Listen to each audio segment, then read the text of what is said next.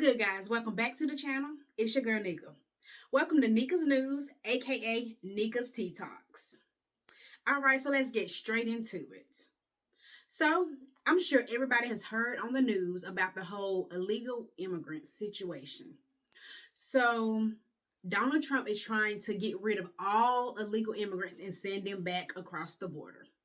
So, I came across something here from a Mexican American.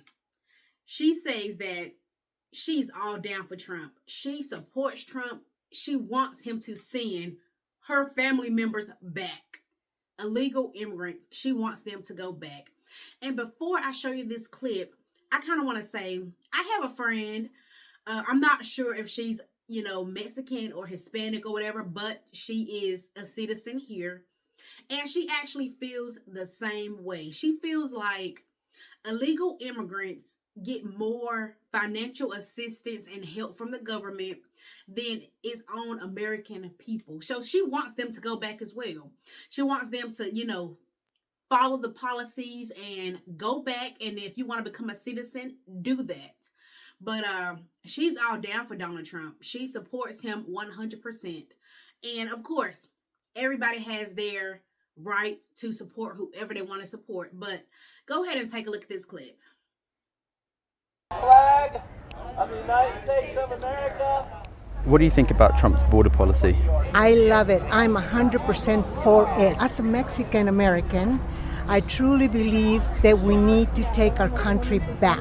When I came to this country, I stood in line for hours and days before I could get my green card. Do you know anybody that crossed the border without applying for a green card? Oh yes, unfortunately I have met family members that did. Cousins, nephews, nieces. Because those people might be deported if Donald Trump wins. That's okay. That's okay.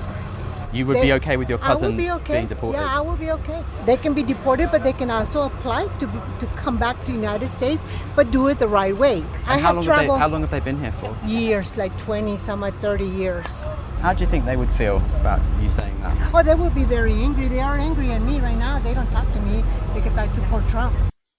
So next you're going to see a little clip from Donald Trump himself saying how he just couldn't stand it. When it comes to illegal immigrants, he just couldn't stand it. Take a look. We've begun the largest deportation operation in American history, larger even than that of President Dwight D. Eisenhower, a very moderate man, but he was very strong on that. He didn't like people running into our country and taking over our country. I'll tell you, I had 4 years. I don't know if you had this. I couldn't stand it. Don't get angry. Donald, don't get angry, please. I couldn't stand it. Watching these people come in from jails and mental institutions and the worst criminals in the street, gang members being dropped off in buses and bussed into our country. I couldn't stand it. So I said, I'm going to run for president again. And now we don't have that problem. Now we don't have that problem anymore. So now this actually makes me feel a little bit bad for the illegal immigrants, whether they are criminals or not. Now, it's kind of harsh, but then at the same time, when you think about it, I mean, things have to be done, I guess, in regards to this. But they decided to bring back the death penalty. We do not have the death penalty here in a while. I don't know the whole statistics behind it or how long it's been gone, but it is now back. So Donald Trump has brought back the death penalty and is mainly focused towards illegal immigrants. The people who are violent, the people who have committed harsh crimes.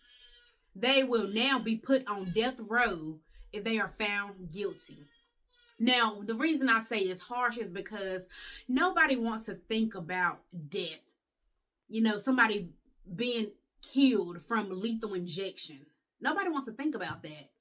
But if we have criminals that are violent enough to come here and kill and murder and steal and destroy, and they are not even citizens, then I guess that's probably the best thing is the death penalty. Now I'm not sitting here saying, yes, kill them, nothing like that. No, But just take a look at this clip here in regards to the death penalty. The streets are being made safe once again. He has also restored the death penalty at the Department of Justice, including for illegal aliens who commit murder, including for those who murder cops, and including for all of those who threaten Americans with heinous acts of violence. No president comes close to what Donald Trump has achieved over just the last 30 days.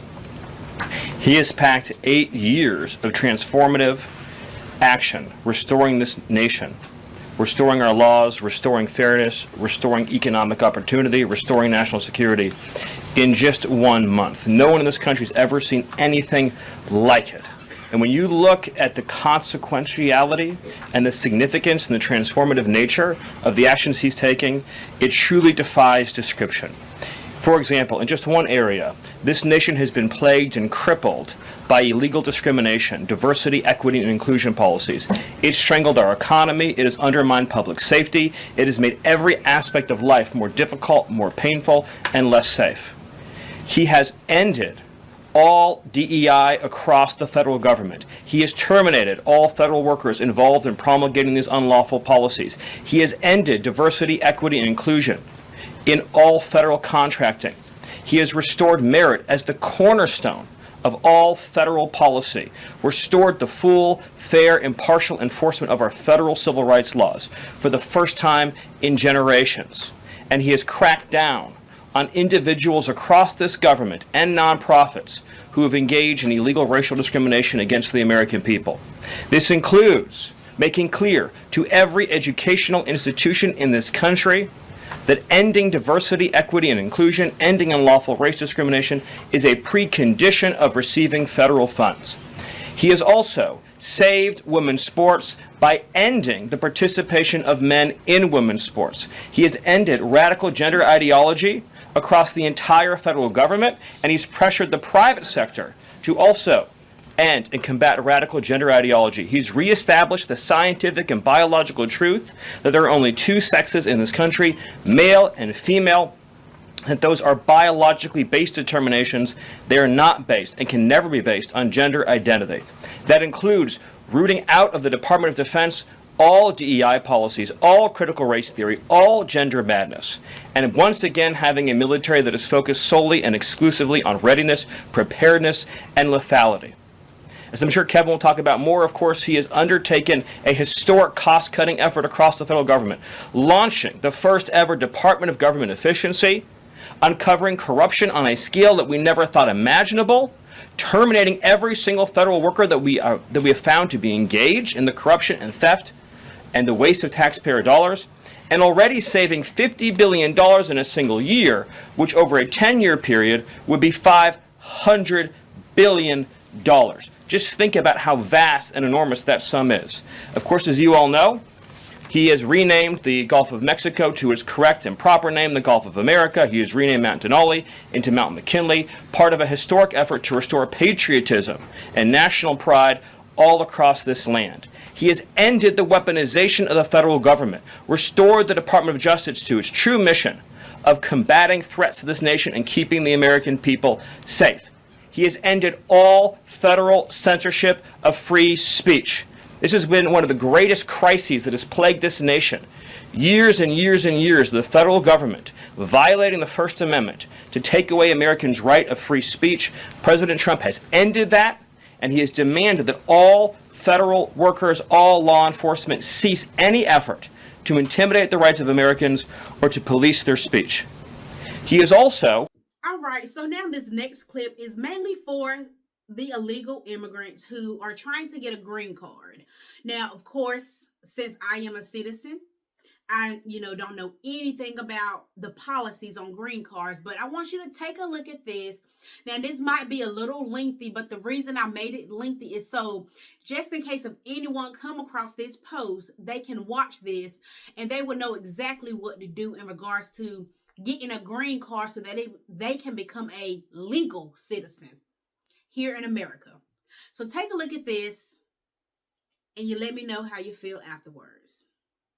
Card, also referred to as the permanent resident card or other way around, gives you the right to permanently live in the US, to work in the US, and to travel in and out of the US, but there are some caveats that you should be aware of. There are times when people with green cards are arrested, detained, and deported from the United States. So let's talk about how that could actually happen.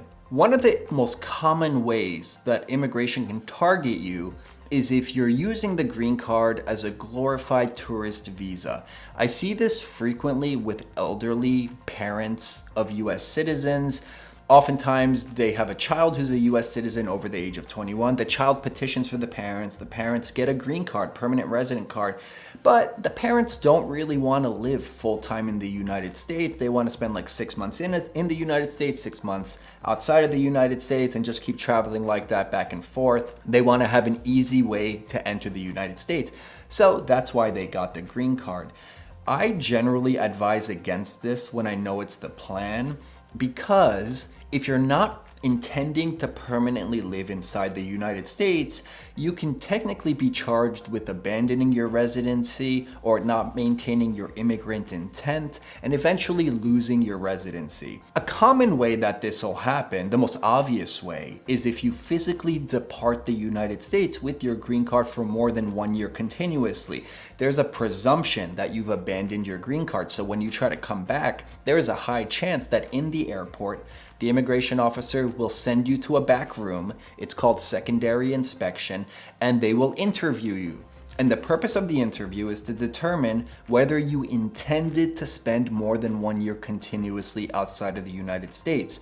If you ended up spending more than 1 year, I've had situations where people spent 3 or 4 years outside of the US because they had a health condition and it wasn't recommended that they get on an airplane during those 3 or 4 years. That might count as an exception because it was through no fault of your own that you weren't able to re-enter the US. You may have intended to return to the US within 1 year, but circumstances outside of your control prevented you from doing so. Ultimately, it's going to be up to the immigration officer, and if they decide that they think you abandoned your residency, they'll refer your case to an immigration judge. And then a judge will hold a full hearing to determine whether you intended to live outside of the US for more than 1 year continuously or not. Here's something to keep in mind. Oftentimes in these airports, the customs officers will say things like, here, just sign this form. It's a voluntary abandonment of residency form, Form I-407. And they'll say things like, you've spent 3 years outside of the US, just sign this form, redo the green card process, and it'll go a long way at the consulate when they see you voluntarily gave it up and now you're applying for it again. It'll be really easy for you to get your green card again. That is not necessarily true. I would go so far as to say never sign Form I-407 before you speak with an immigration attorney. I would straight up refuse to do so, no matter how nice and charming that customs officer in the airport might be. Have the case referred to an immigration judge and have it decided after you speak with your lawyer and have a hearing in front of the judge. Do not voluntarily sign Form I-407. There are even some instances where you can be detained in the airport. So arrested and detained mean the same thing in this context. Arrested generally refers to criminal matters.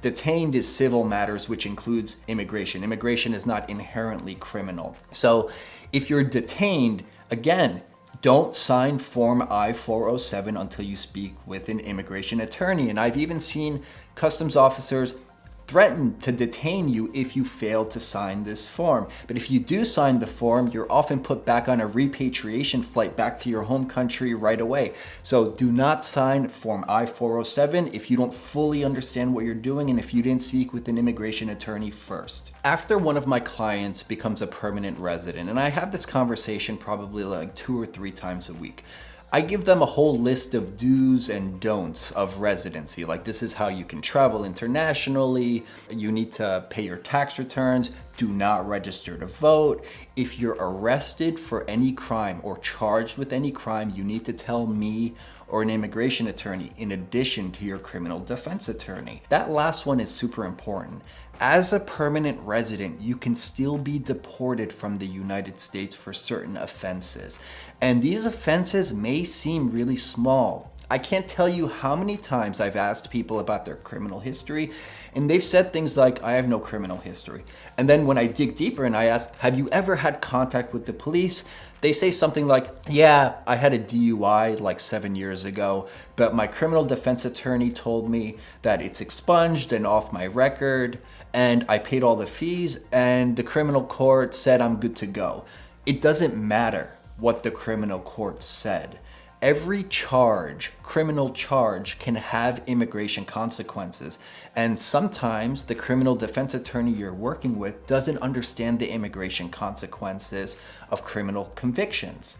So it's important for a criminal defense attorney to either fully understand the consequences or for you to reach out to an immigration attorney so that the immigration attorney can work with your criminal defense attorney. I probably do this several times a year for people who get charged with convictions, and I end up doing some legal research and working with the criminal defense attorney to find a plea deal or a conviction that's not going to carry significant immigration consequences. Another way that a permanent resident, someone with a green card, can be targeted by immigration is when you're a conditional resident and you don't file your I-751, the petition to remove the conditions on your residency and become a full unrestricted resident, on time, or you fail to file it altogether.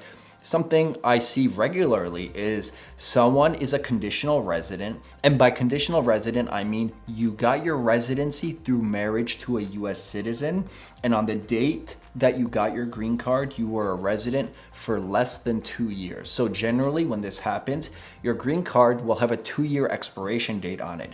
Before it expires, within 90 days of it expiring, you're supposed to file a form to remove the conditions on your residency, along with updated evidence of your marriage to show the government that this wasn't a fake marriage. So sometimes people just straight up don't file the form. They forget about it as soon as they become a permanent resident, even though USCIS usually sends you a reminder notice in the mail, or they accidentally file Form I-90 to renew their green card. Can't tell you how many times people with a 2-year green card have come up to me and said, I need to renew my green card. And I'm thinking, oh, we just need to file Form I-90 to renew the green card. And after I go through it with them, I realize they are a conditional resident. When they're saying renew green card, what they actually mean is remove the conditions so that they could get a 10-year unrestricted green card. If you don't apply to remove your conditions on time, you can actually lose your residency status and end up in deportation proceedings. And if you're subject to removal proceedings, you're subject to detention. And it's all going to come down to what are the government policies around detaining this class of immigrant. It's going to depend who the president is. Right now, if you're deportable, you may very well be detained, although it's yet to be seen whether the government is detaining non-criminals who are not a danger to the community or a flight risk. There will be more on that in the form of future YouTube videos once I have more information. But just know, at the very least, your immigration status is in jeopardy if you fail to file Form I-751 on time, or if your I-751 petition ends up getting denied. Now that I've discussed a couple common ways that permanent residents can be targeted by immigration, let me answer the question that I posed at the beginning of the video more directly. Generally speaking, permanent residents are not going to be targeted by immigration. If you have a green card and you haven't spent a lot of time outside of the US and you're permanently living in the US and you haven't committed immigration fraud and you have no criminal history, you generally have nothing to worry about. You can permanently live in the US. Immigration isn't just going to come to your door. Here we are again, once again, talking about Social Security. So when it comes to Social Security, I'm not sure if it's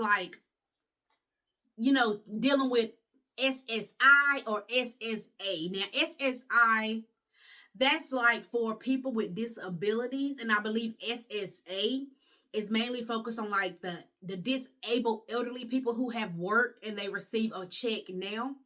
So now Donald Trump keeps trying to come back and forth with the whole Social Security, trying to get rid of it, banning it. He keeps saying 1 minute he's not going to take it away, and then the next minute you see something else saying he is going to take it away. But just go ahead and take a look at this clip here, and they're going to kind of talk a little bit about this whole Social Security situation. Just take a look. And so for the first time in American history, Social Security payments are not guaranteed.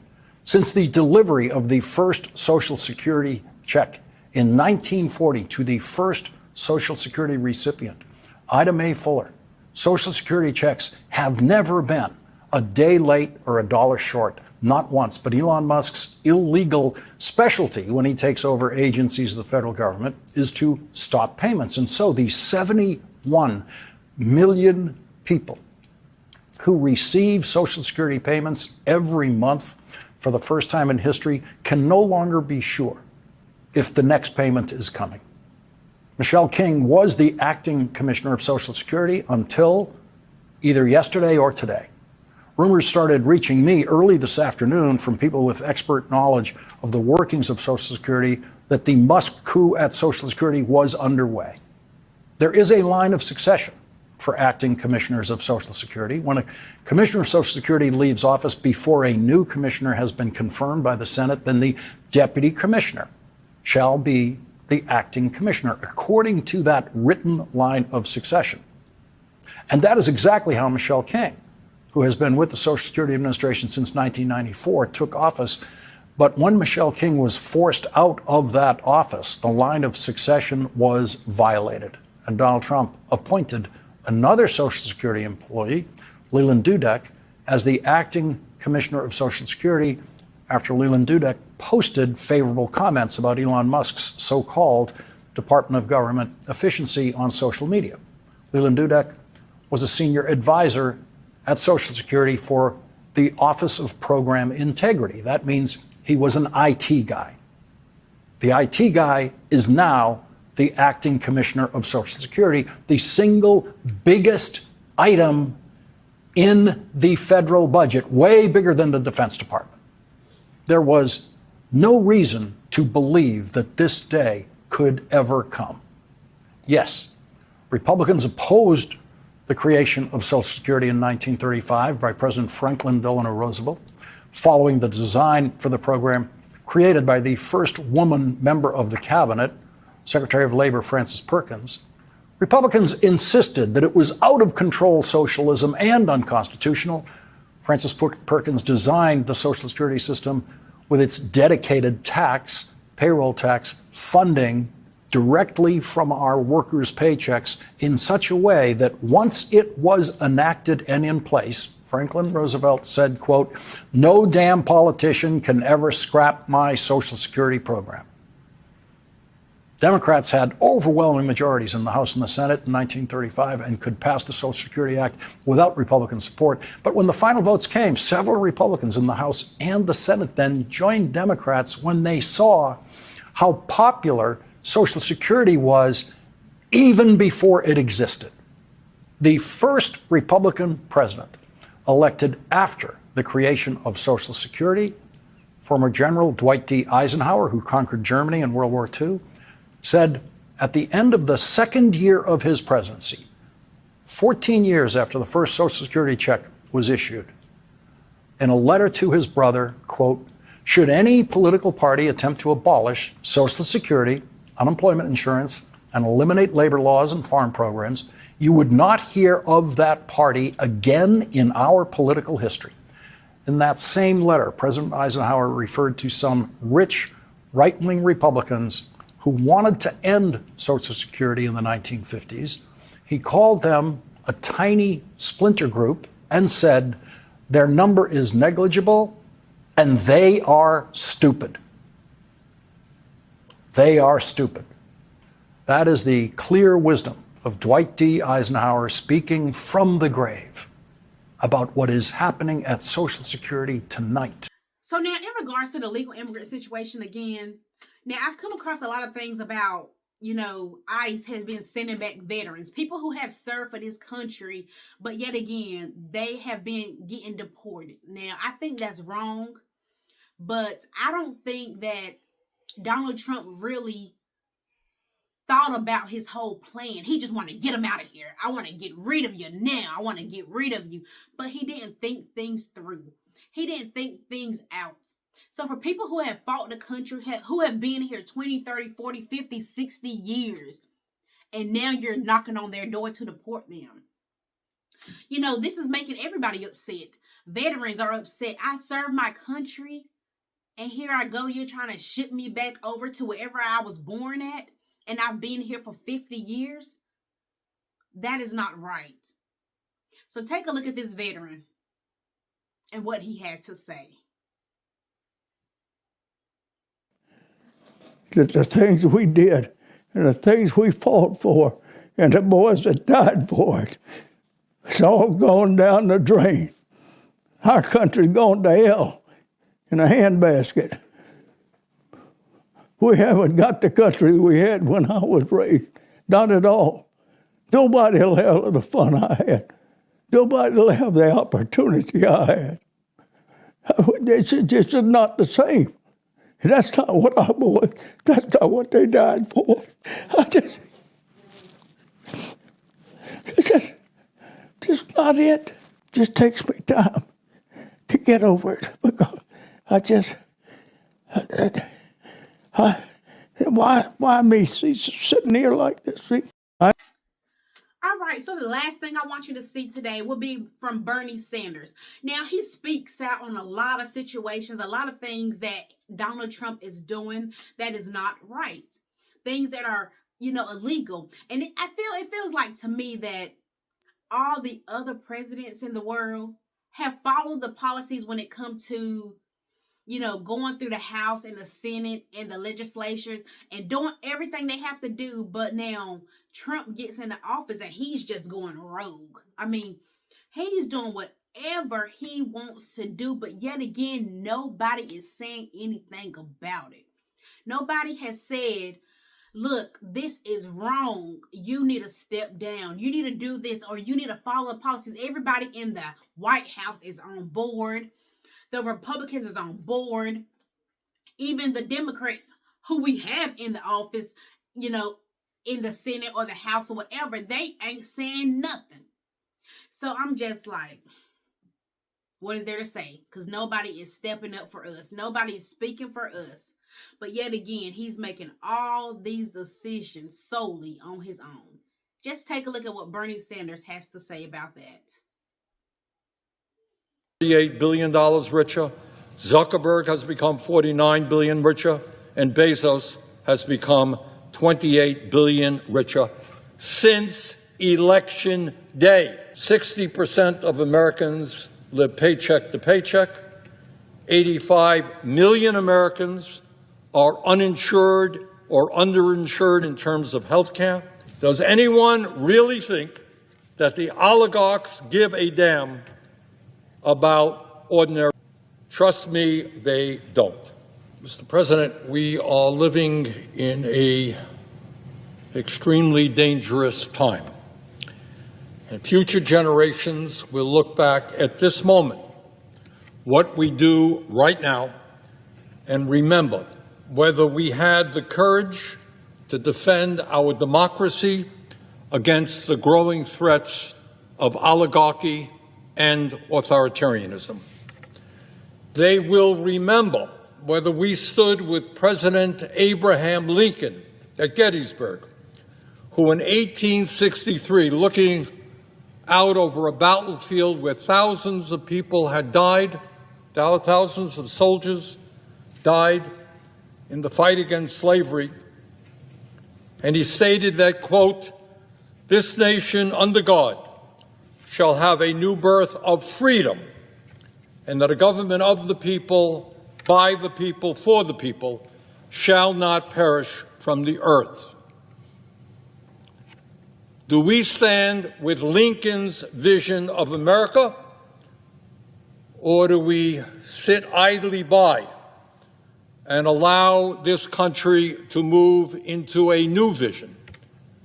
And that is a government of the billionaire class, by the billionaire class, for the billionaire class. But it is not just oligarchy that we should be concerned about. Not just the reality that today 3 people own more wealth than the bottom half of American society, 170 million. 3 people, more wealth than the bottom 170 million Americans. It is not just that the gap between the very, very rich and everyone else is growing wider, and it is not just that we have more income and wealth inequality today than we have ever had. On top of all of that, the reality is that today we are moving rapidly under President Trump toward authoritarianism, more and more power resting in fewer and fewer hands. Mr. President, as we speak right now, Elon Musk, the wealthiest man on the planet, is attempting to dismantle major agencies of the federal government which are designed to protect the needs of working families and the disadvantaged. These agencies were created by the U.S. Congress, and it is Congress's responsibility to maintain them, to reform them, or to end them. It is not Mr. Musk's responsibility. What Mr. Musk is doing is patently illegal and unconstitutional and must be ended. Mr. President, 2 weeks ago, President Trump attempted to suspend all federal grants and loans, an outrageous and clearly unconstitutional act. And as I hope every sixth grader, every kid in the sixth grade in this country knows, under the Constitution and our form of government, the President can recommend legislation, he can support legislation, he can veto legislation, but he does not have the power to unilaterally terminate funding passed. All right, so to come to the end here, I didn't speak a lot on everything because I wanted you to see it from yourself. It's better when you see facts for yourself versus somebody trying to relay the message and you're messing up the context, okay? So I wanted you to see everything, but I want you to kind of get the understanding of everything that's going on, and a whole lot more is going on than what I spoke on today. But the topic that I wanted you to know about is the illegal immigrant situation that has been everywhere. That is affecting everybody. Social Security is affecting everybody. If they decide to stop paying people their benefits, that is going to affect everybody, the whole world. They don't know how this may come back and hurt all of us. And for people who have fought for our country, and yet again, here they are in a time of need, and you're sending them back. Like, it's not right. It's not right. I feel like all the stuff going on is not right, but, you know, and some of the things Trump is doing, yes, it may be beneficial to us. Yes, it may be helping us as a whole, but he's not going about it the right way. But anyway, guys, I want to thank you for watching my channel. Please like, subscribe. Please give me a thumbs up. Please share this video, and please comment down below. Take it easy, and thank you for watching Neka's Tea Talks, aka Neka's News.